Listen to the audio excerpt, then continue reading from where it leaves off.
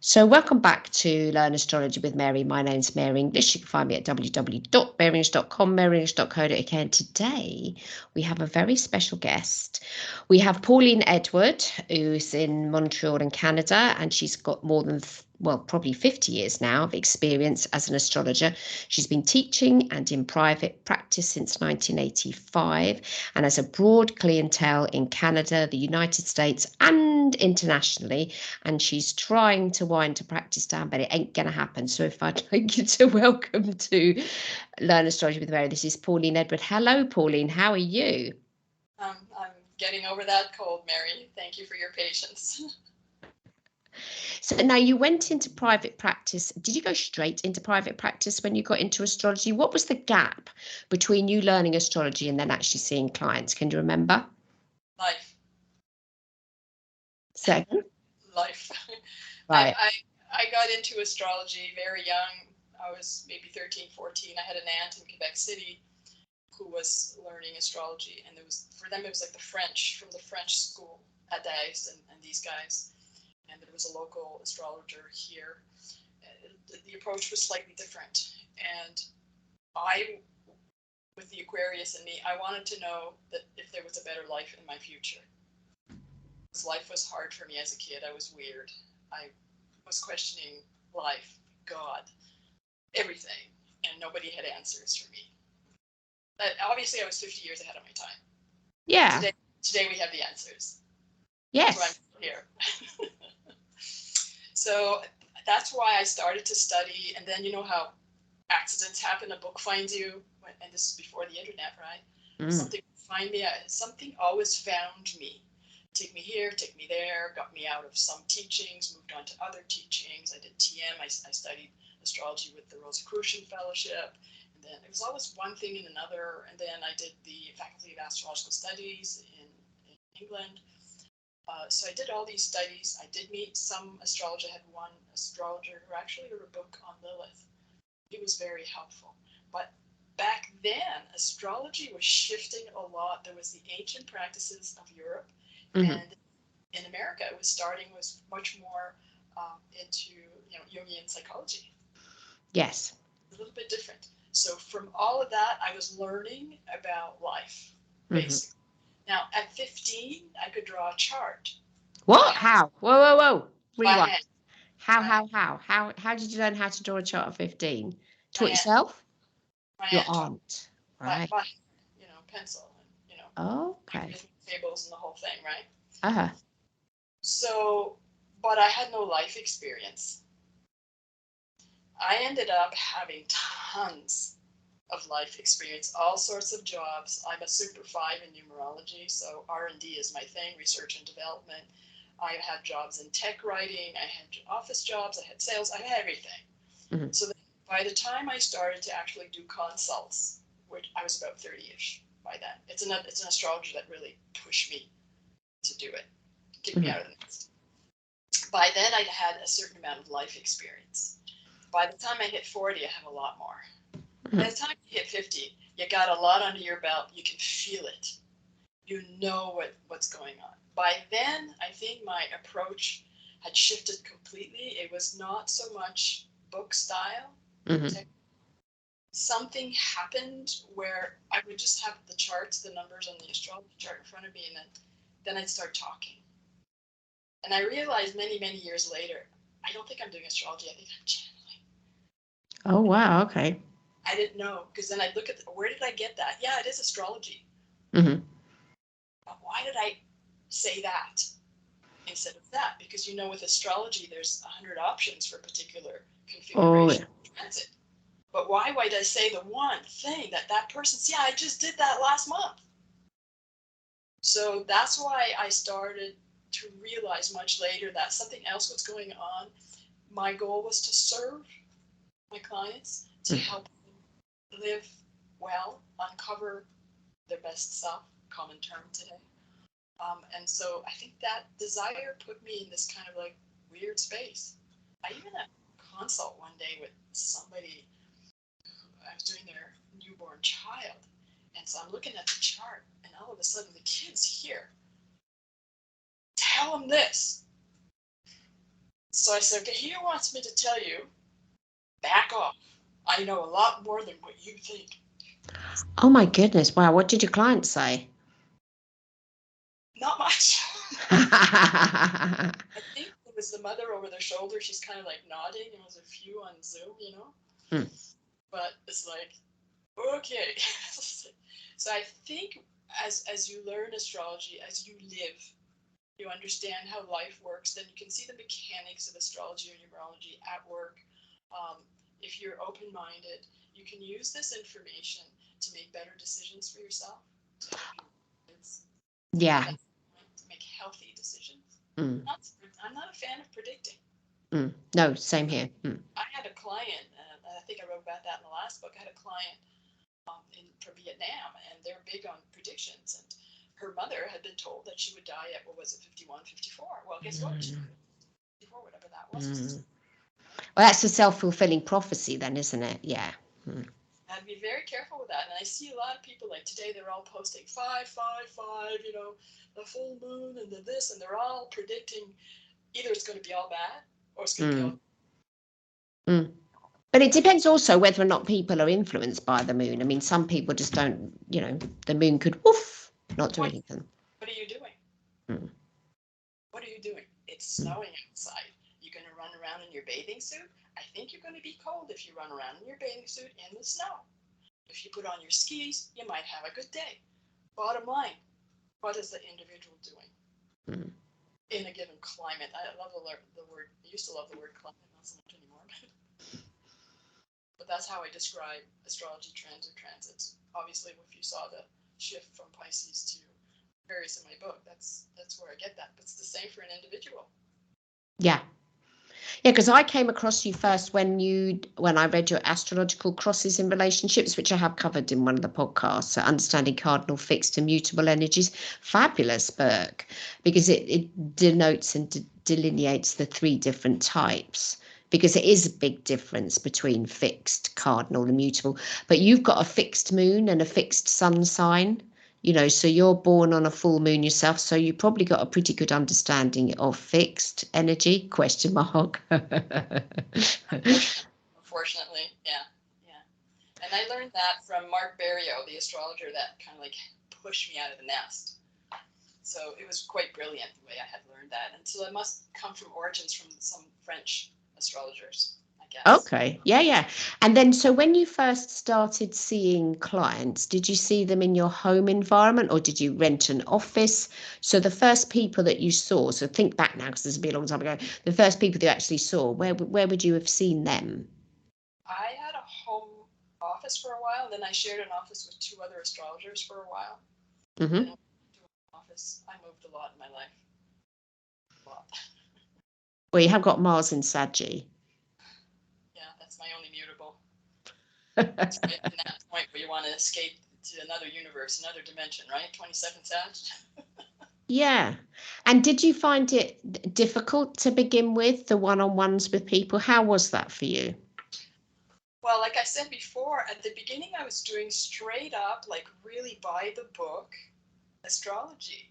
And it was like, okay, it's by the book. It's like straight up delineations according to interpretations that you have in all the, this position, that position, whatever. I hadn't really begun to synthesize it and let it organically come out. That's the best way I can explain it right now.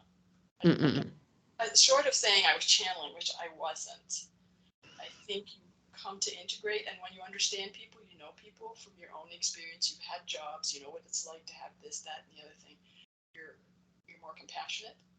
You can relate. I love talking to kids now. I love like late teens. Love these kids.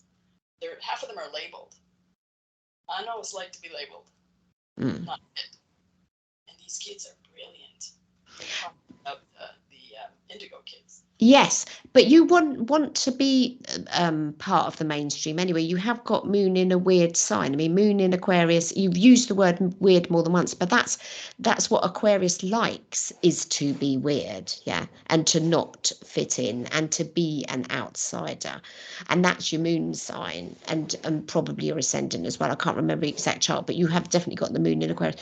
So it's important for you to be weird and different and original, no? I think my big lesson lately, and especially last summer, I had a strep throat. I never get sick somehow this year, but I had a strep the day after my birthday. And I ended up in the hospital because I passed out. I couldn't eat and I cracked my skull, and it was a real mess. And so I'm checking in with my buddies, my guides. Right, what am I supposed to do? What's going on here? Speak your truth. That's what I was told. Don't hold back anymore. Mm. And I had done pretty well in the last book, and now I'm supposed to write about my actual experiences and not be concerned that they're too weird. The idea of being weird is that you can be compassionate with others, but then also with life experience, you also know how to experience your weirdness in an ordinary, accessible, understandable, relatable way. That's the point. So sometimes you can be at the grocery store. I've had weird experiences in the grocery store with people, encounters, but it's how you express it. So for me, I've had to trash a lot of programming, spiritual, religious, from this life and the past also. I've done a lot of house cleaning.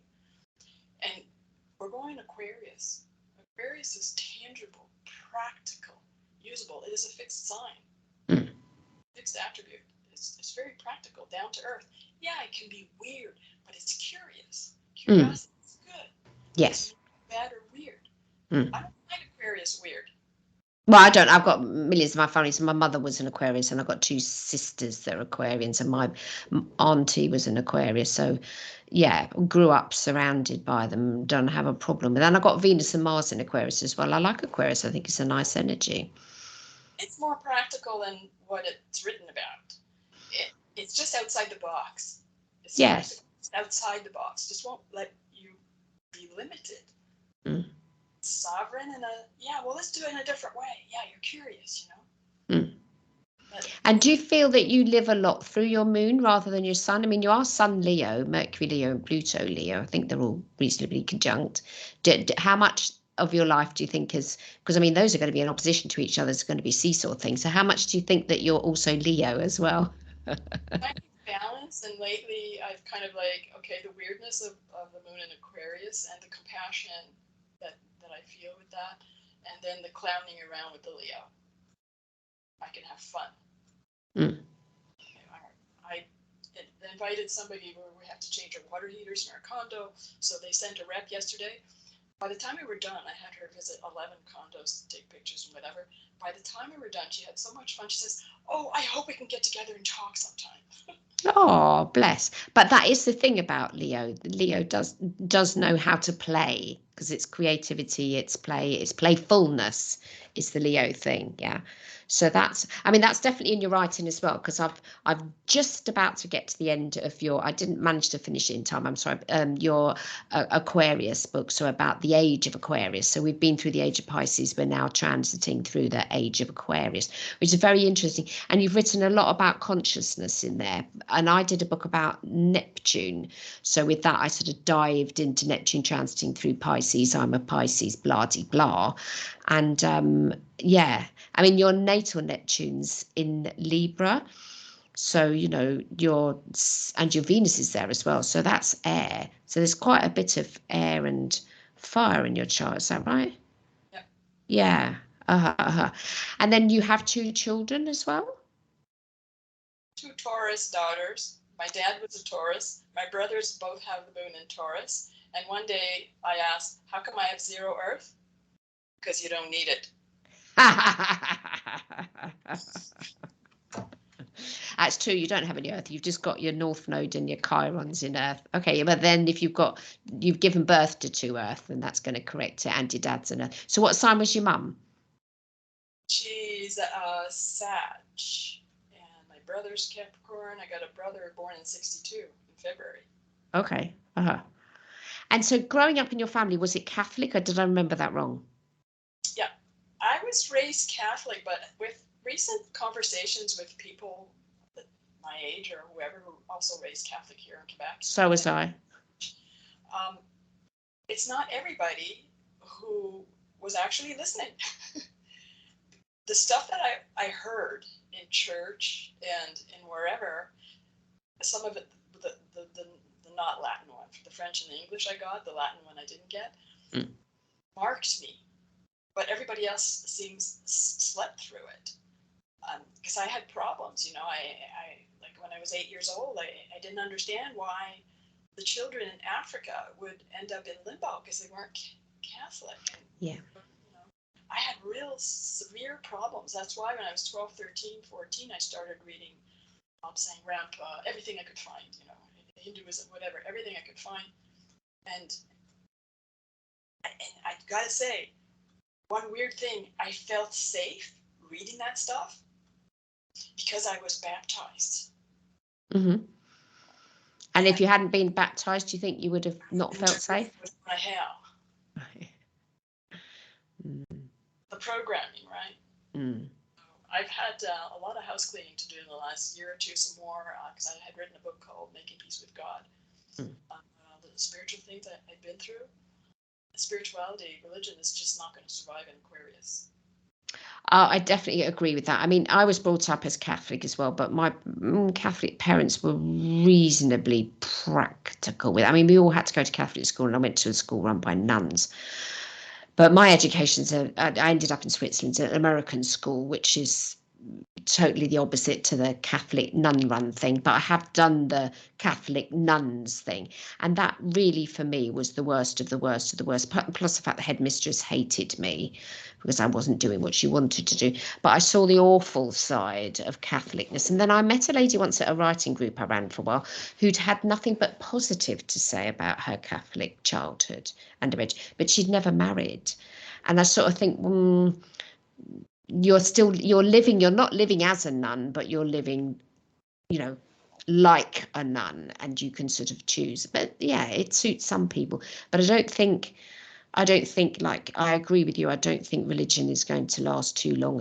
Probably not Catholicism as well, because I didn't realize when I was growing up how niche it was. I thought it was, everybody was sort of Catholic. You don't know because you're cocooned within the family.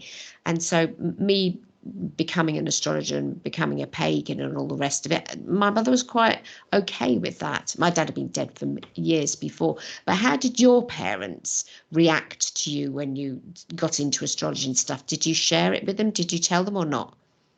I had a weird upbringing, kind of like my dad was on the road a lot and my mom was kind of like busy with my brothers, so I was pretty well left alone, so nobody really knew what I was doing.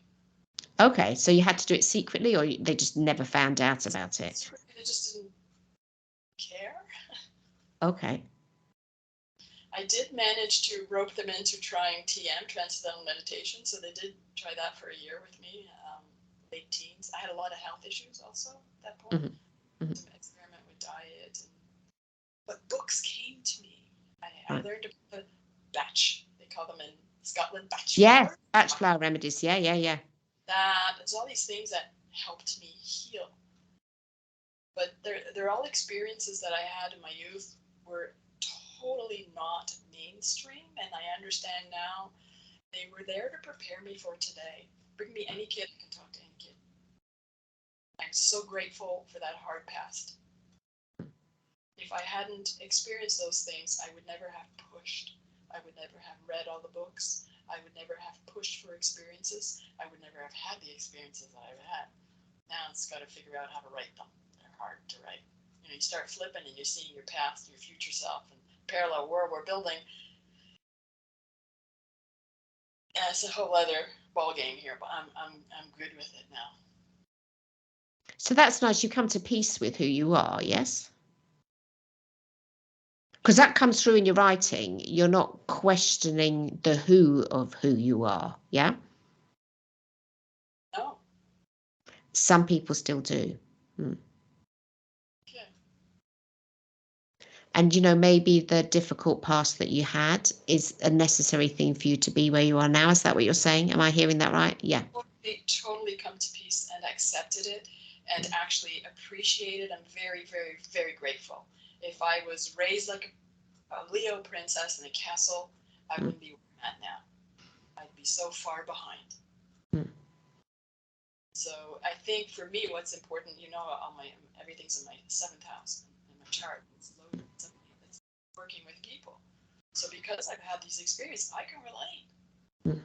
I once had a kid, wave at me, and his little brother or sister, whatever, just walking by the store. They just want to say hello, and the little one comes running and hugs my legs. Whereas I got a friend that's telling me, "Oh, kids are so horrible. They're so afraid of what." But I got a kid hugging my legs. Depends on where you're coming from. Yeah. And Leo as well is a sign of children and childhood and stuff. Leos, as if we're making a sweeping generalization now, Leos do enjoy childhood and children as an entity. And you've had 2 kids yourself, yeah. I love those, especially the late teens, early 20s today. I love to talk with these kids. I love it. Yeah, but they're questioning things. If you think of people like Greta Thunberg, who's a little bit older, but she was sort of questioning, what are we doing with the planet and stuff. It's got to be done, sort of stating the flipping obvious, the emperor no clothes type of thing. Oh, I think someone's naked. But yes, children are more like that. Do you think it's the internet that's helped them? Well, look, there's pros and cons to the internet, right? And the technology right now. The thing is, what I've been observing is that technology has advanced far too rapidly. I agree with Elon Musk on that. Far too rapidly in the last few years, so that young people come here. And I also understand, and this is not everybody that can handle that, I also understand that we all choose and agree to come on Earth at the time and in the place and the location that we do. I actually had a flash, I don't know if it was in the middle of the night or what, but I heard myself say, okay, I'll go back one more time. So I know we choose. So these children are coming now at a time where there's a total lack of intelligence, actual intelligence, wisdom behind everything. Technology is moving far too rapidly. Kids today are good with a washer dryer that lasts 7 years. 35 years, minimum guarantee here. But they don't. Technology's advanced so fast that their parents are now handing down their old wisdom. Forget what the parents knew. It is gone. It's wiped off the slate. 300, 400, 500 years ago, you got a farmer, and they teach their kids, and then they're on the farm, and they teach their grandkids, and then generation after generation. Now it's forget. There's no continuity in the knowledge of the previous generation. None. Do you think that's an outer planetary thing? That's a what? Outer planetary. The outer planets chugging through those other signs. Yeah, I generally don't blame things on planetary configurations. I prefer to use them as in the sense we're falling apart. Humanity is falling apart. Energy is shifting. Yes. Are we going to repeat what we've been doing for thousands and thousands and thousands and thousands of years? Or are we going to stand up and say there's something else? And that's why a lot of people have questioned, young and old, whatever, there's got to be something else. And we have been in the last, especially 10, 20 years, getting a lot of interesting material through channelers and ourselves. We're taught to listen ourselves to guidance. So shifting times, yes. I don't blame it on planets. No, I wasn't saying. No, I wasn't blaming the planets. I was saying because they transit so slowly through different signs.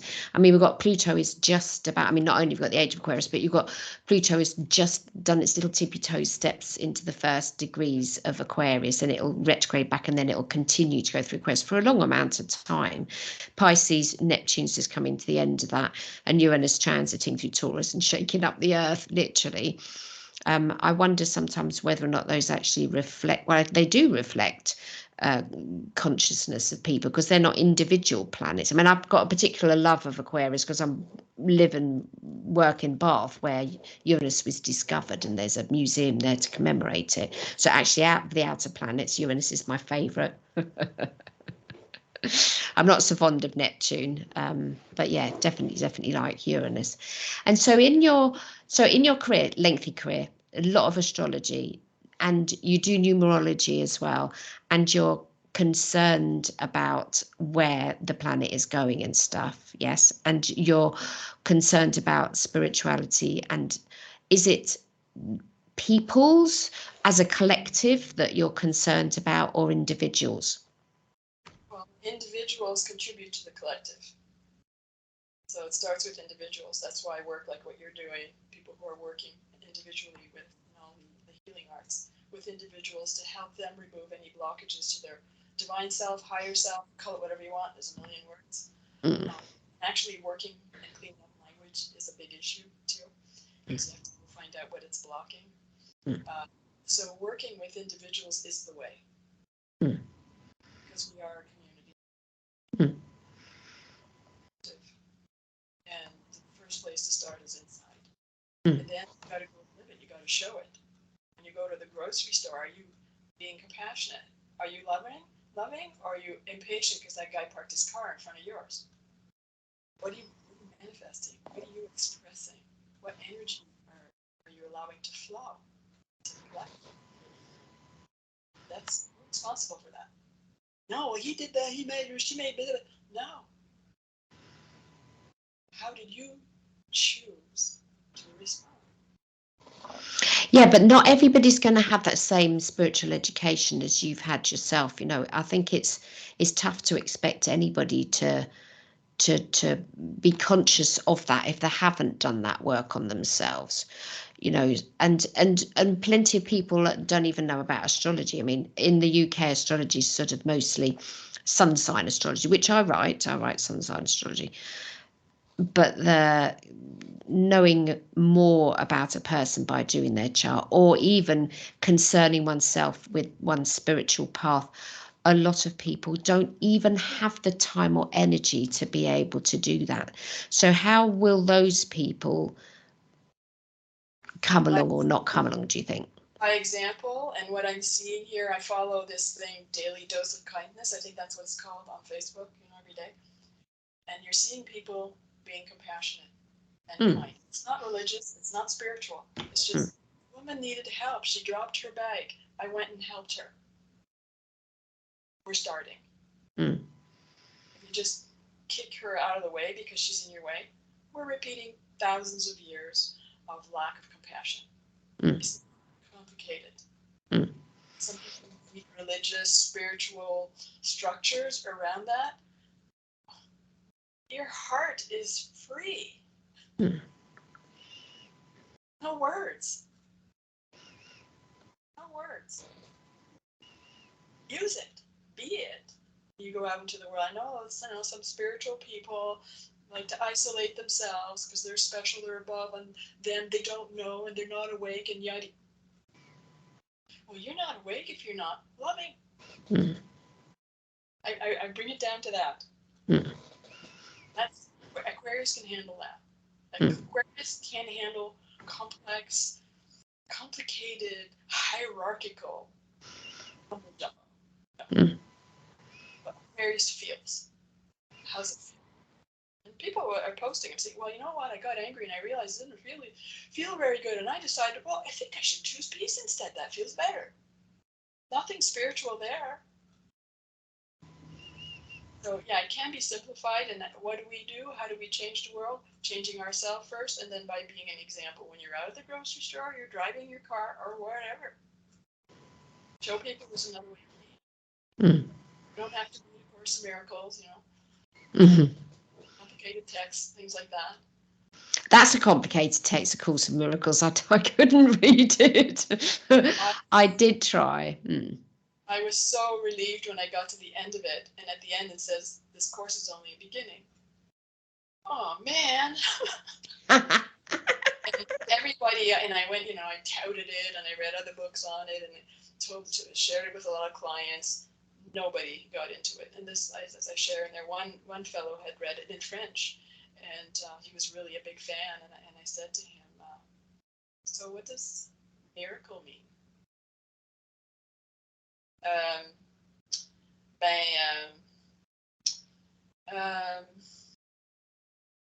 Had no answer. Don't know what. It's a shift in consciousness. Yes. What does that mean? Okay, when I'm at the grocery store, I'm not going to get upset at that girl at the cash that I usually get upset with. I think I'm going to practice being from my heart instead. I'm going to find something loving to say or do. I'm changing me. Now, it's interesting you said heart, because Leo rules the heart. It's a rulership to that. So heart and heartfelt and heart things are important for Leo. Do you agree with the medical astrology dividing the body into bits? Does that resonate with you so much or not? Yeah, I haven't used that very much, but yeah, it's not something I use for it. The healing I use more Bach flower remedies and things like that. And the batch fire remedies that you use, do you do them related to the signs of the zodiac, or are you doing it for the state that they're in? Just a state of mind, but then of course, obviously, you identify a state of mind. If you have the chart there, say, yeah, yeah, Mars square the moon, that blah blah. Mm-mm-mm. And do your children, do they understand astrology? Because I'm sure in the astrological crosses relationships, you've mentioned one of your children watching TV programs and talking about famous people and giving you information on that. Are they up on astrology? Well, when they were young, they would ask me questions, and they'd ask the mother, and I'd say, okay, go talk with the astrologer in the other room. I couldn't be the mother and do that. I had to be the astrologer, completely, separate from, and not emotional and not attached. But they both, one of them ended up having a psychology, PhD in psychology, so she's very science-based. And the other one works on healer. She does body rolling and yamuna, things like that. So they both, that's the one when I'm looking at her chart. I said, you're going to be a surgeon or something. I didn't know what she was going to do. But she does this yamuna body rolling stuff where she's digging her fingers in people's bodies. It's like, oh, like a surgeon. Yeah. That's eighth house. Okay. And so were there any books that you read that really resonated with you? Were there any early ones? Because can you remember the first astrology book you ever read? The first one I ever read was Linda Goodman, Sun Signs. Yeah, I did have Linda Goodman, and I had Margaret Hone, and then I had a bunch of French ones, Ada's books, André Barbeau, obviously, he's another big name. I have about 70 books still on my shelf there, so I got rid of a lot of books. I still have tons up there. And because it's very interesting when people start learning astrology, they immediately start devouring books. Students of mine, the first few, it can last for a hell of a long time and build up a repertoire of necessary books. And I sort of think sometimes you can be guided to get a book. I used to go to Glastonbury to it was a place called the Speaking Tree, and they'd have every mystical book you could imagine, and these were like books that would have got to be squished and trashed, and they'd buy them all up in bulk, but they would buy an awful lot in the spiritual category. So these would have been, so this was like a recycling centre type of place, but they had the most amazing, I don't know if it's still, I haven't been there for ages, but upstairs was just full of every astrology book you could ever think of. And I'd go there and I think, I'm just going to buy one book, and then I'd get to the till and there'd be about 10. Yeah. But yeah, because an awful lot of astrology books, quite a considerable amount of them are self-published.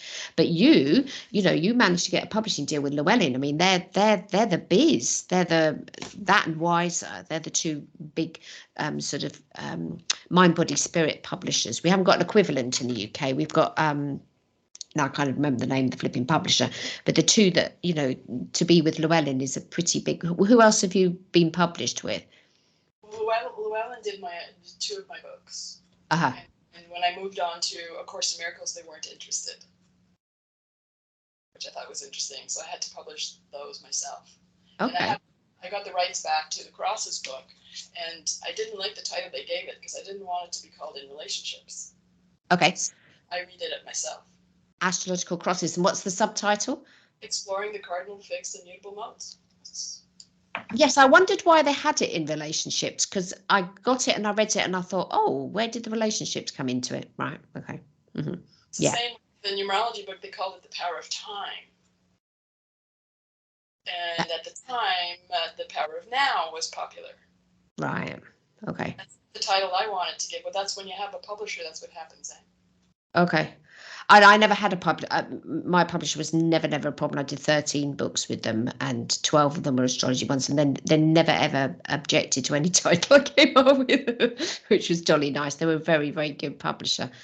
But being published, you know, there's regular publishing, self-publishing. Which do you prefer? Well, financially, obviously, if you have a publisher, you're going to make 70 cents to a book, and if you're self-published, you can make $7. There's a difference financially. If you have a publisher, they handle everything. You don't have to worry about payments or succession planning or anything like that. It all just kind of like goes to whatever. They take care of the layout, the design, getting it out there. But today, self-publishing is pretty easy. Oh, yes. Yeah. Pretty easy. You go with Amazon, with Smashwords. Draft Digital, if you use them. Well, that's where Smashwords and Draft Digital are merging, right? They've just merged, yeah. So I was with both of them separately. I was with Smashwords and I was with Draft Digital, and the Draft Digital just took up Smashwords. So yes. But I've done Amazon as well. Amazon, I didn't really like Amazon. I was with Amazon for quite a while, and now I've sent them all to Draft Digital. So I'm loving Draft Digital at the moment. They're very, very good. They do respond. But I happen to give me the choice between published and self-published. I like self-publishing because I'm a control freak. I do have Pluto in the first house, so I enjoy the self-publishing. However, being published, like you say, they'll take all that off you. So, you know, you don't have to do so much, but I much prefer now self-publishing, because then I can choose my designer, you know, who's going to design my cover, and I can do the layout myself because they have made it so much easier. And then also, you know, you can write how you want it to be and get an editor to suit you, but it costs more. I mean, obviously, if you've got a publishing deal, the publisher will do the editing for you. But you've written way more than me in much more detail. I just write tiddly little light-hearted stuff. You really go deeply with your work. And your work. Pardon? You have a lot of books. Yes, they're only small. A client of mine is a professional editor, so I'm really lucky for that. So I do have an editor. That makes the difference. You can't expect to release a book without having an edit on it. I quite agree. She is so good, Pisces. That's what Pisces women are superwomen. She once spotted an inadvertently italicized comma. Wow.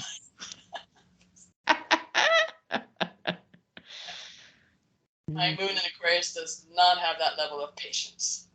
Well, you haven't got any Virgo planets, have you? Nope, nor and only one mutable. That Mars in Sag wants to go flying through that space hole there somewhere. And what part of astrology did you find difficult when you were learning it? Was there any bits that you did like, oh, I don't like aspects, oh, I don't like degrees? Was there anything about it at all that you found difficult to begin with? I just was open to it. I just gobbled it all up. French, English, whatever. I just did it. I think probably the hardest part was to get to an organic synthesis, not just be, synthesizing from words that you've read from a definition in a book. You have to synthesize it organically, and that's why I said I couldn't do that when I was 15. I had no life experience. How could I talk about someone's career? I hadn't even had my first job yet. How can you talk about, anything? Relationships, creativity, buying a house? You can't. So I officially really started at 29. Saturn return.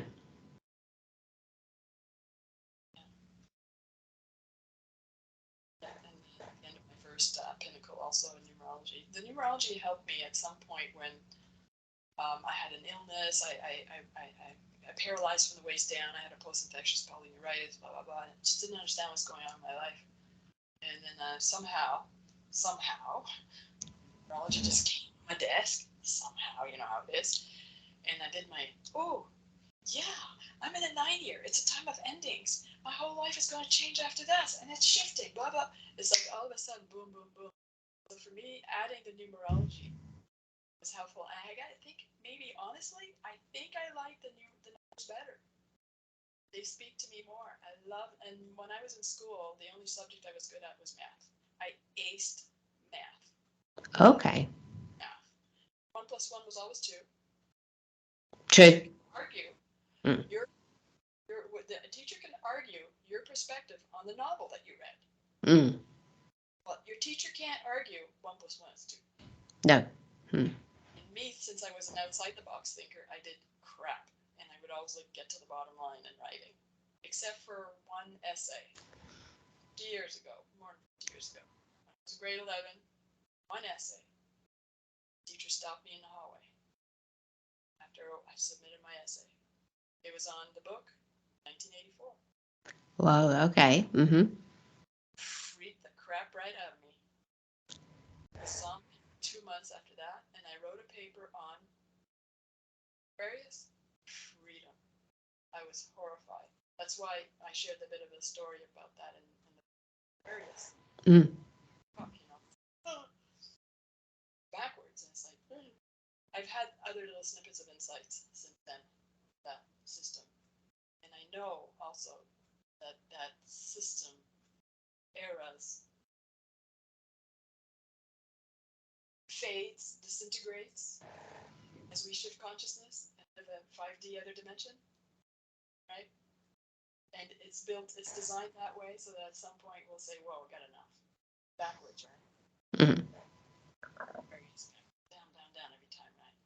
So I kind of like saw it that way. It's a good thing. It's a built-in mechanism. That one day we say, right now. A lot of people are crying out. Got to be another. I like being outside my. And so where are you living now? I'm in the West Island of Montreal. And what's Montreal like? I haven't travelled to that end of the world. It's the 7th most populated city in North America. Okay. I would rather be living in a tree. In a tree? Yeah. Okay. Like the birds. Okay. So it's too busy for you. You'd rather be somewhere quieter. Okay. But I understand that I get to interact with people all the time. It's my function here. And maybe we'll have a little community garden one day downstairs in the condo. Maybe in a few weeks the island won't be underwater, so I can go and feed my ducks and go and see the heron and talk to the geese again soon. So I have a little island right next. Like my gift. Yeah, it's a big city. I understand it. I understand the urge of a lot of people to want to go, to a village somewhere and isolate. I understand. Actually, I'll tell you another weird story, but I actually had strange vision. Me running away from Set, cave in Tibet kind of monastery, going down the hill. I think I might have fallen and hurt my back too. And I asked in a channeling session, what was the hell? I got impatient with this fact, which totally made sense for me. Because I want the experience. I don't want any more fancy spiritual teaching. Right, okay. It's time for the experience, and that's what we all want now. And we can do that now because the old era is crumbling, the new one isn't built yet. You can rise above the whole system. Or do the 1984 route. Yeah, hopefully. There definitely, but people talk a lot about change. But when you go back in history, people have talked about change all the time. Every time there's we've just had local elections where we are. It's not the whole of the UK. It's just certain parts of it. And then people are always talking about change, and there's going to be change, and then the new political party will come in and they'll change, but they don't really change. Nothing very much changes because it takes a lot to make people change.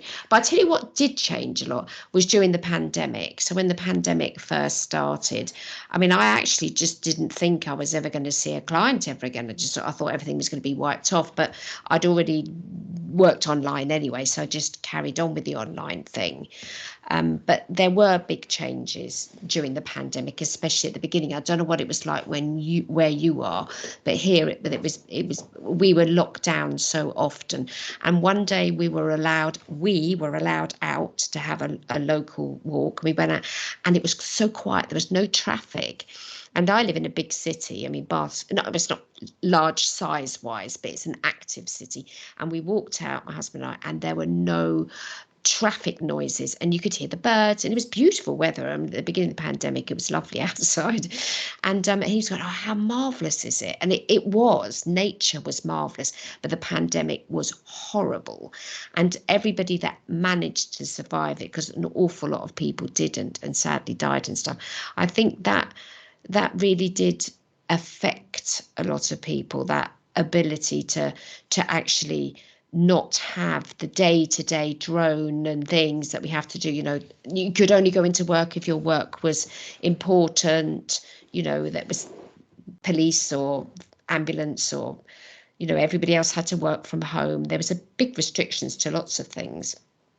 And that and then for us in the UK to find out that all at that time the politicians were having parties and stuff. I don't want to go there, but yeah, I think we've had an insight into what life can be like. Yeah, and it'll be interesting to see what happens in the Aquarius age, and it's a very, very interesting journey that you've taken us through in the book. So give us the title of the book. Aquarius, the age of revelation, choice, and transformation. That's what it's about. Revelation, we're receiving tons of information. A choice, that's our superpower. It's on us. A lot of people don't like that. And the result will be transformation. But if we want change, we have to do things differently. If we want change, you can't just paint the old house.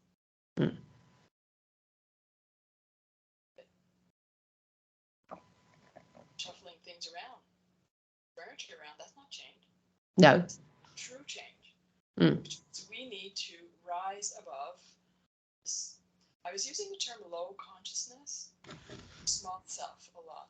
Yes. Now I'm going to use an Aquarian term, limited consciousness. Okay. Aquarius is about freedom.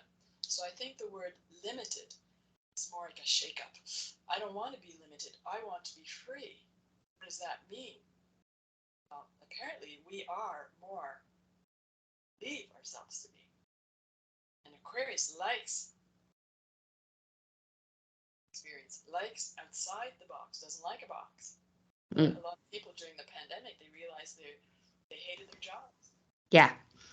They learned, well, interaction with people is good. And they got pets. Our local rescue pet centre was empty of pets. They were cleared out of pets. I mean, obviously, when everybody went back to work, they got back to being busy again. But and where we live, because we've got a dog, we'd had a dog for ages before the pandemic started. Anyway, there were all these dogs. Everybody started having dogs because they were home. They were home all the time, and they wanted to have a dog with them as well. And I've met a lot of people walking our dog, and they've said, oh, my dog's, people talk about tug of love dogs. Now they're talking, oh, my dog's a pandemic dog, so we only got the dog during the pandemic, but we obviously decided to keep it and stuff. Same goes for cats as well. And have you ever had pets yourself? Yes, I did. And being a heart-centered, compassionate person, when I put down my Maggie Baggie there, she was 18, and I was moving to the condo, and I knew she wasn't going to make it. She was having kidney problems, and I was getting close to the move, and she'd sleep with me. And one morning, she's not. She's on the floor looking up at me, and I knew. So I can't do that anymore. There's lots of dogs and cats around here. I have 2 cats that come and visit me down the hall. Whenever I think, oh, I should get a cat, no, I get a visit.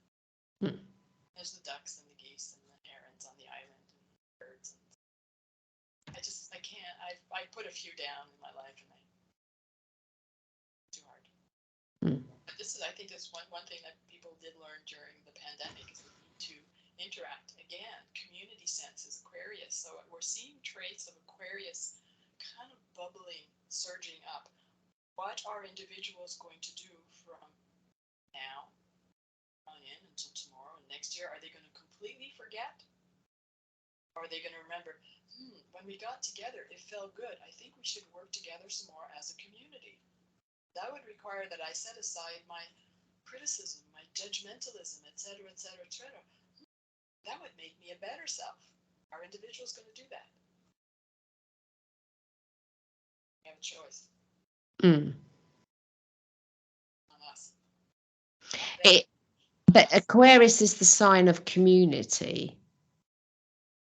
Yeah. Mm. But it can be, Aquarius likes to know. I know, 2 keywords for Aquarius is I know. So they could be an arrogant side to that. And they can, they could make science the new religion. Mm. Some who are not open to alternatives and totally buying into the science, fixed science. Fixed science will do that, right? Mm. Taurus, Aquarius, totally buying into. No question. So each sign, each climate, each day has its possibilities. And it's always our choice. How are we going to live this? Mm. Create a false, fake, limited community filled with arrogance? Or are we going to build a true community that comes from the heart? And that's the answer. It's the heart. And we've never lived from the heart. Thousands of years. We have 7 million people that die of starvation every year, 1 child every 10 seconds right now. Is that a sign of a species living from the heart on the planet right now? Mm. 7 million? 1 child every 10 seconds. Mm. It's change. Mm. I'm glad I don't have to mutable.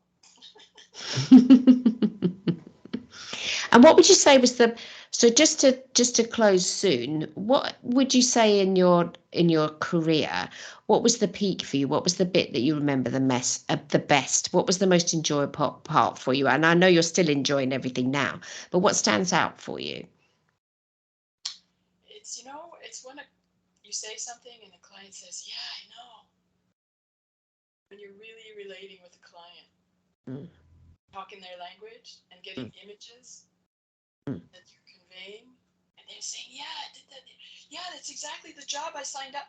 Yeah, that's my studies. That's where I want to go. Oh, yeah, when you're relating, when you're communicating, so then you know that you're there, and then there's a possibility that you can help them. And that's your function, is to help them be their better self, better choices, make a better life for themselves, ultimately make a better contribution for all of mankind, right?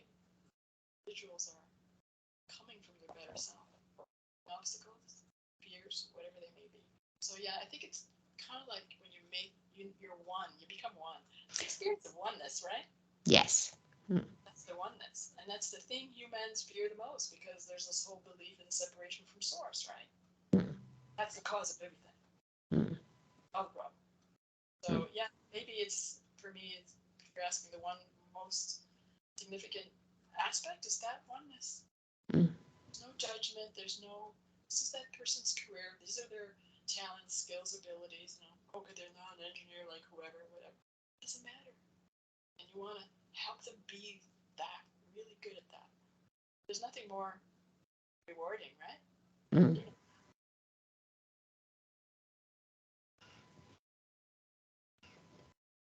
Pauline, thank you very much for sharing your astrological journey with us today. So if people want to get in touch with you, have you got a website they can find you at?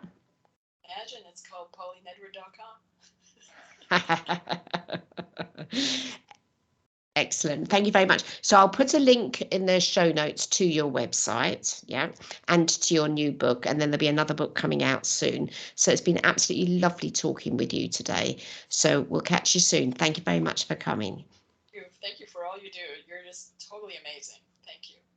Thank you.